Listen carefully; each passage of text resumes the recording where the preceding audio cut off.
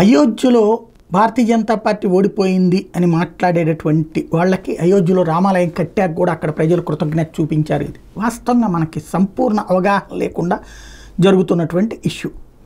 వాస్తవంగా అయోధ్య అనేటువంటిది పార్లమెంట్ స్థానం కాదు, ఫైజాబాద్ అనేటువంటి పార్లమెంటు స్థానంలో అయోధ్య ఒక సెగ్మెంట్. ఇందులో ఈ ఫైజాబాద్లో అయోధ్య, బికాపూర్, రుదౌలి, మిల్కీపూర్, దరియాబాద్ ఉంది.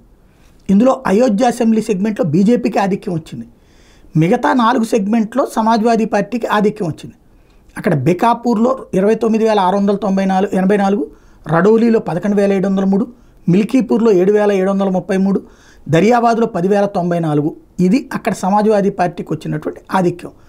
అందువల్ల అక్కడ ఓటమి పాలైనటువంటి పరిస్థితి. ఇది పార్లమెంట్. అందులో ఆ పార్లమెంట్ సభ్యుడు వచ్చేటప్పటికి లల్లూ సింగ్ రిజర్వేషన్లు ఎత్తేస్తాం అనేటప్పటికీ అక్కడ ఉన్నటువంటి అక్కడ ఏది తను ఈ సోషల్ మీడియా ఇన్ఫ్లుయెన్స్కి పడిపోయి ఈ క్రియేటెడ్ వాట్సాప్ ఉంది కదా, రాజ్యాంగం మారుస్తామని 400 ఇస్తే అది అనేటప్పటికీ తీసవతలు పెట్టారు జనం.